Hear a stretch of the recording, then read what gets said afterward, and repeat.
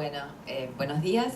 En primer lugar, agradecerte a vos, Sam, por la cordial invitación a participar en este simposio. Les voy a contar un resumen de la línea de investigación que venimos llevando a cabo en nuestro laboratorio desde hace 10 años aproximadamente, con esta especie de Prosopis stambulifera.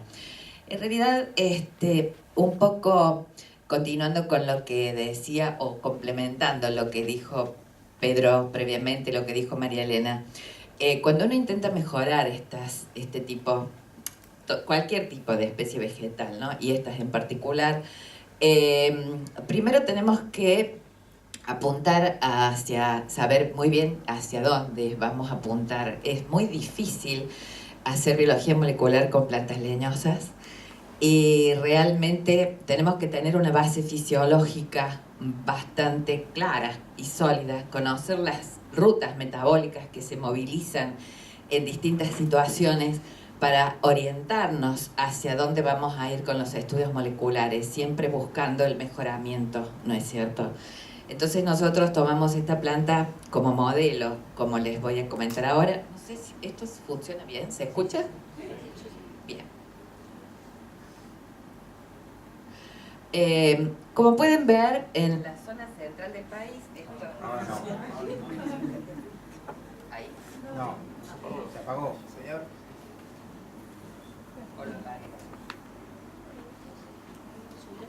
Hola, hola. Disculpen. Bueno, nuestra área de muestreo es el centro sur de la provincia de Córdoba, norte, noroeste de la provincia de San Luis, en la zona que, como se puede ver en la fotografía, son las Salinas del Bebedero. Es una zona sumamente salinizada. La salinización en el sur de nuestra provincia está avanzando y en consecuencia la desertificación por distintos problemas de las napas freáticas, de mal manejo de los suelos, etcétera. De manera que se ha tornado en un aspecto importante a considerar el estudio de la salinidad de los suelos. Cuando nosotros empezamos este análisis, lo primero que hicimos fue un análisis químico de los suelos para saber exactamente con qué nos enfrentábamos. Y para nuestra sorpresa, encontramos que, si bien, como ven, el sodio es, como es lógico, ¿no es cierto?, el catión mayoritario. Sin embargo, cuando analizamos los aniones, nos encontramos con que había en algunas muestras bastante más sulfato de sodio que cloruro de sodio. Esto nos llamó bastante la atención, repetimos muchas veces las determinaciones y, decidimos encarar el estudio comparativo de los efectos fisiológicos de ambas sales, cloruro de sodio, sulfato de sodio, y su mezcla isosmótica para tratar de entender las respuestas de las plantas a esta situación real del campo. Les decía que, bueno, todos conocemos las características, disculpen, pero es muy sensible esto. Todos conocemos las características del género Prosopis, tan noble, ¿no es cierto?, con tantas utilidades, sobre todo aquí en Sudamérica, a pesar de que en Europa se los considera plagas, y están siendo bastante criticados últimamente, y en Sudáfrica también. Pero nosotros sabemos que tienen muchas utilidades, además son plantas nativas, y básicamente se caracterizan por ser casi todos tolerantes a sequía, tolerantes a salinidad, unos más, otros menos, a pesar de lo cual tienen una alta tasa fotosintética y, bueno, por ser leguminosas, realizan fijación biológica del nitrógeno. Nosotros tomamos esta especie, Prosopis strombulifera, que como pueden ver es un arbusto que no tiene importancia económica por su madera, tampoco como forraje porque es muy espinoso, pero sí tiene bastante importancia. Hoy en día está incrementándose notablemente las propiedades anticancerígenas de sus frutos. Y tal es así que hemos empezado un proyecto en colaboración con la Facultad de Medicina de Mendoza en este tópico.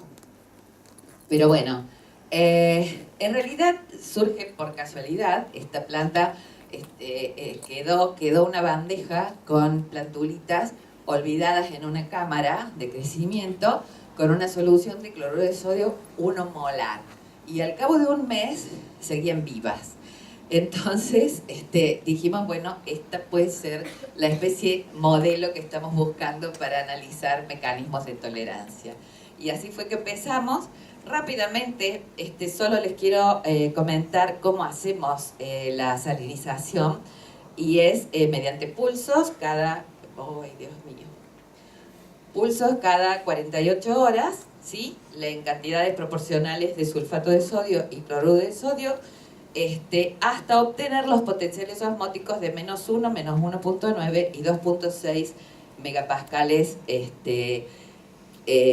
de potencial osmótico. Entonces, lo que vimos en cuanto a crecimiento nos sorprendió bastante en un principio, en el sentido que fue una respuesta sumamente distinta a estas sales. Bueno, hay una promoción de crecimiento con cloruro de sodio, una fuerte inhibición con sulfato de sodio, y cuando mezclamos las sales se obtiene un crecimiento intermedio. Es decir, hay una interacción iónica que nos muestra que las respuestas son diferentes si se mezclan las sales. Esto es número de hojas. También vemos, bueno, las plantas con sulfato tenían una gran abscisión. Ahí ya vamos a ver que tiene síntomas de toxicidad importantes. A nivel de raíz se repiten los patrones, pero es más sensible la raíz, entonces la bisalina no revierte la toxicidad del sulfato, y cuando está presente el anión sulfato siempre hay toxicidad. Acá tienen el aspecto de las plantas. Esta es la que crece en cloruro de sodio. Estas plantas están en 2.6 megapascales, o sea que esta tiene 700 milimolar de cloruro de sodio. Ella tiene la cantidad proporcional de sulfato para lograr el mismo potencial, que es 530 milimolar. Y la bisalina, fíjense cómo revierte la toxicidad del cloruro. Esto nos llamaba muchísimo la atención. A nivel radical, el sulfato genera una inhibición del crecimiento y una profusión bastante importante, que acá no se ve del todo, de raíces laterales.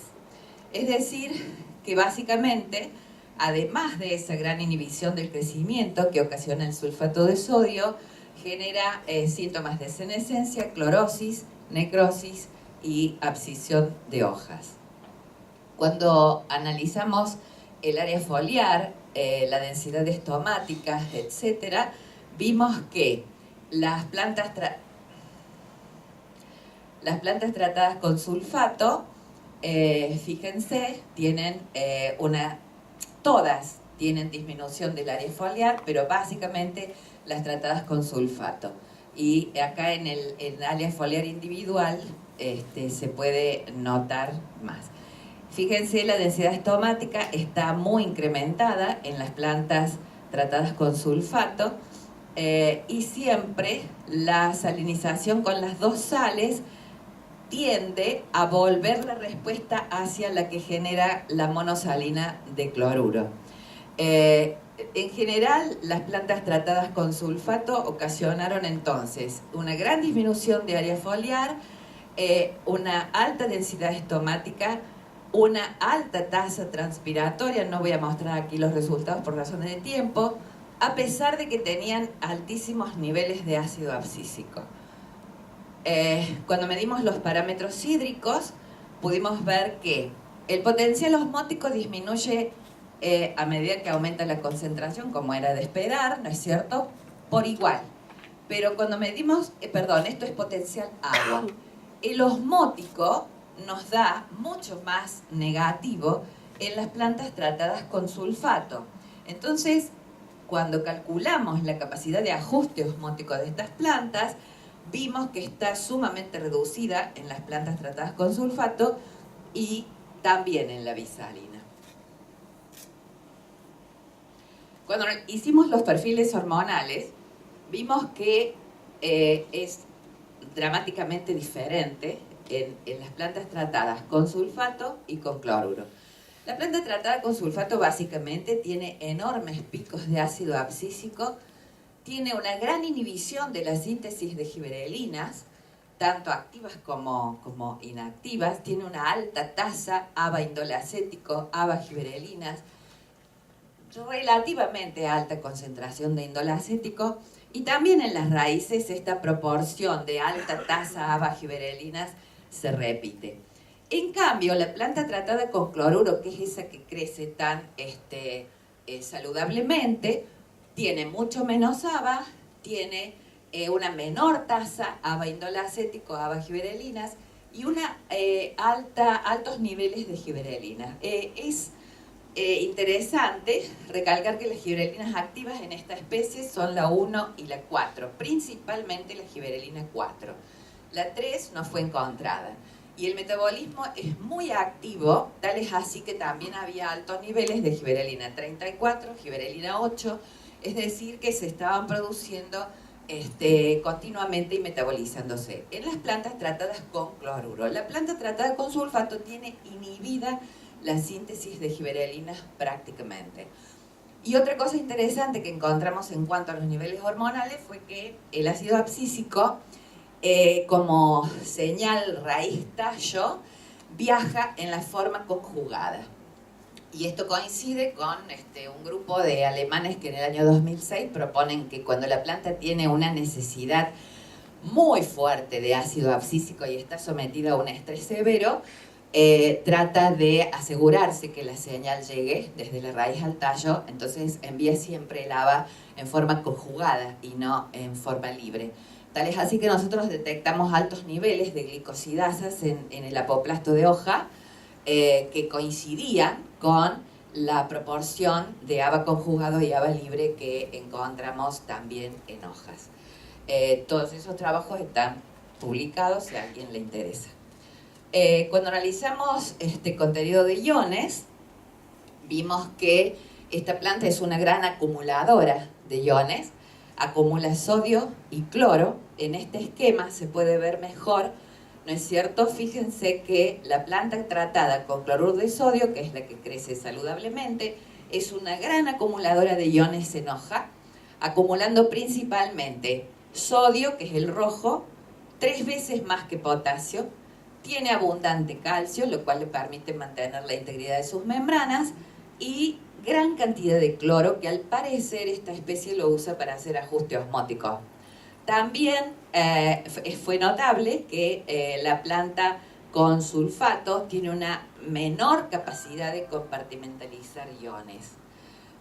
La bisalina tiende a volver, digamos, la situación hacia la situación de la planta de cloruro. Pero como estas plantas, cuando está el sulfato presente, tienen una gran lignificación de los tejidos y tienen una precoz uberización de la endodermis, se nota que hay una dificultad en el envío de iones desde el tallo a la parte aérea, y como pueden ver ustedes, se acumula más en raíz que en parte aérea.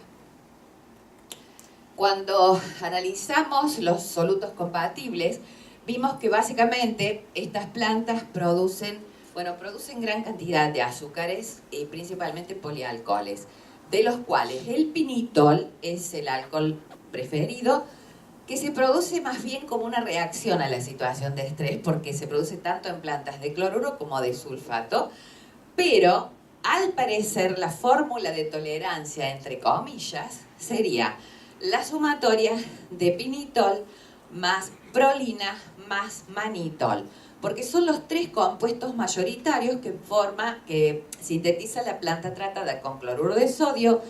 En cambio, las tratadas con sulfato no producen casi manitol, sintetizan en su lugar sorbitol, y coincide con cierta literatura nuestros resultados que indican que ese sorbitol sería una señal de un desorden en el metabolismo del carbono en este caso. Entonces fuimos a ver, es decir, bueno, en resumen hasta ahora las plantas tratadas con cloruro de sodio tienen una gran capacidad de ajuste osmótico, tienen una compartimentalización eficiente de iones, producen solutos compatibles, principalmente prolina, pinitol y manitol, un normal metabolismo del carbono, ¿no es cierto?, que les permite un óptimo crecimiento en condiciones de alta salinidad. En cambio, la planta tratada con sulfato falla en la compartimentalización de iones, tiene poco ajuste osmótico, tiene alterado el balance hídrico, síntomas de toxicidad, etcétera, etcétera.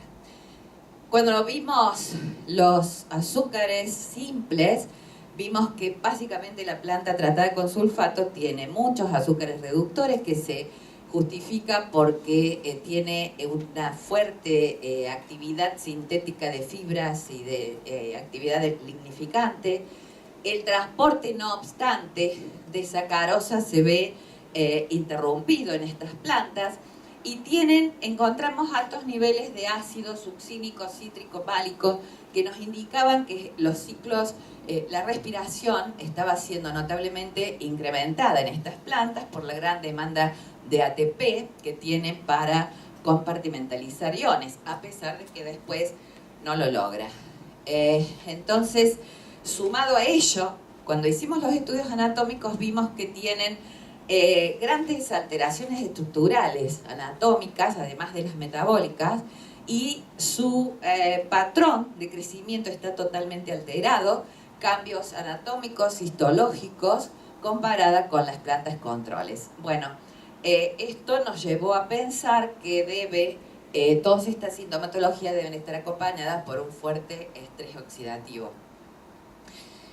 Nos había llamado la atención cuando hicimos los estudios anatómicos que encontramos, por ejemplo, las plantas tratadas con sulfato. Fíjense la diferencia, esto es un corte transversal por un folíolo, ¿no? Y la gran cantidad de polifenoles, esto es una tinción específica para taninos y polifenoles. Fíjense ustedes la hoja, la gran cantidad de células tánicas.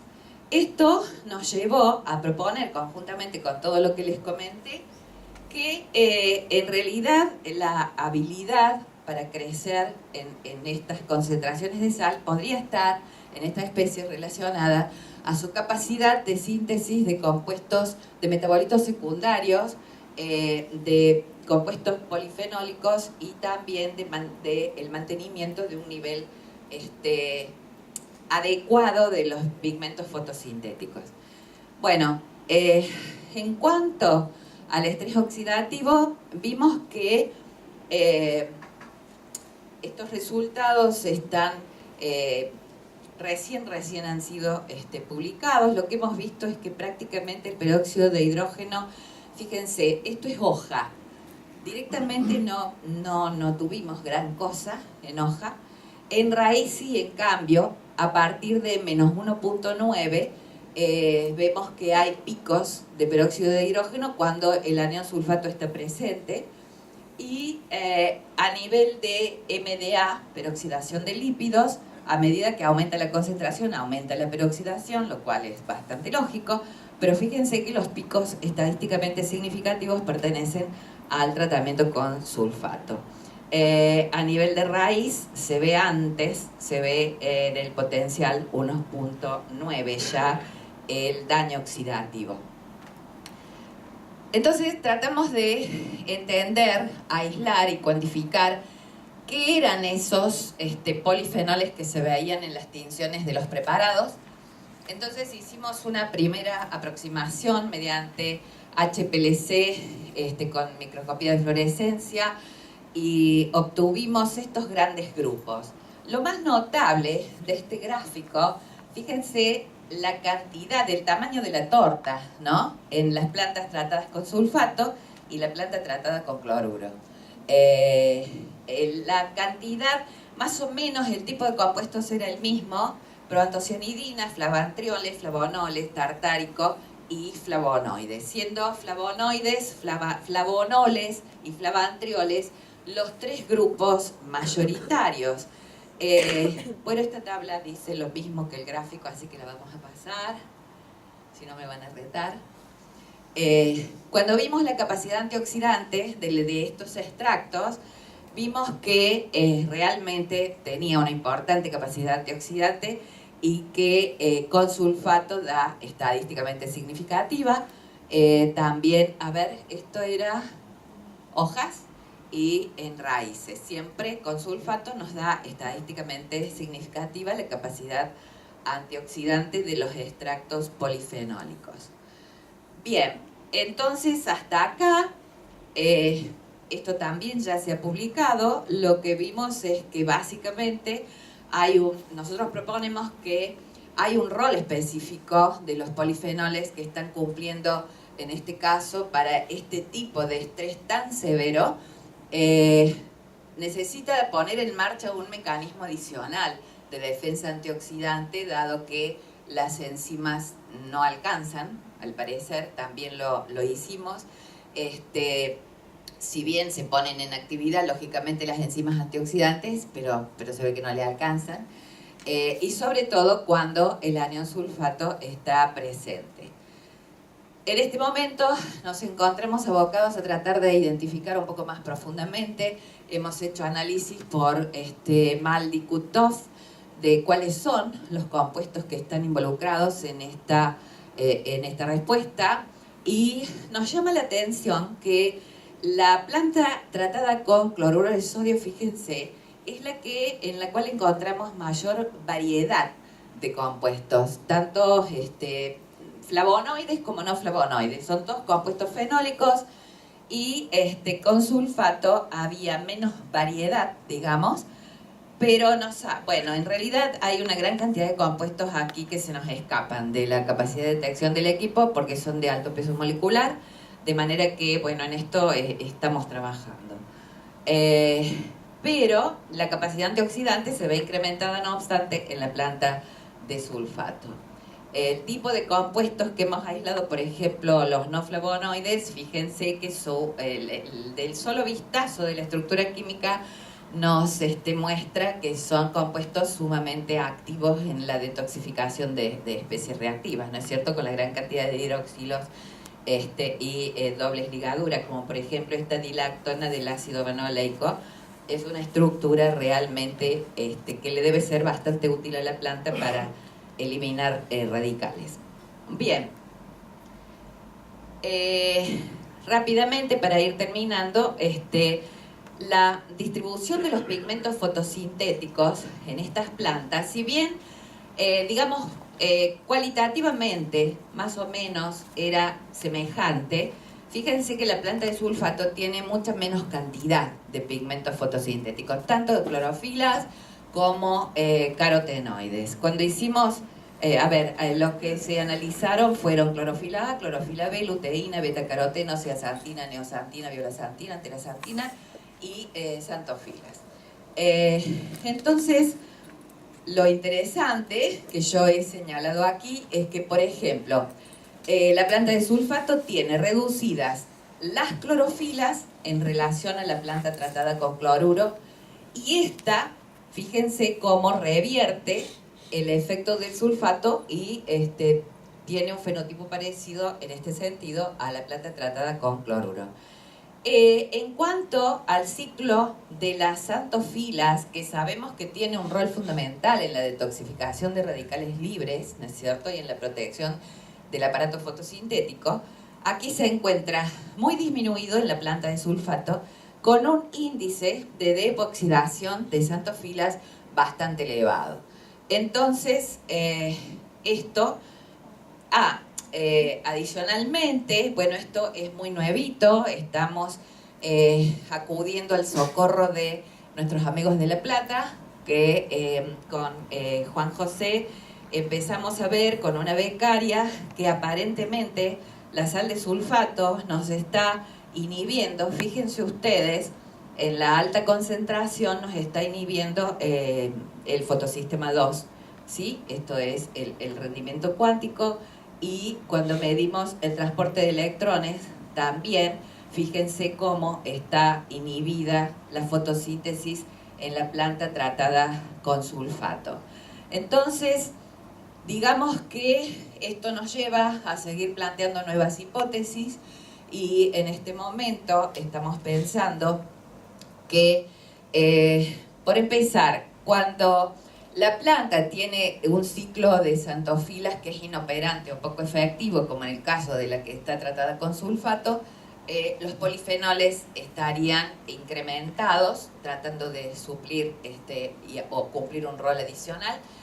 Y en este caso es probable que, esto es una hipótesis que hay que comprobar, que pueda haber una inhibición del citocromo P559 del fotosistema 2.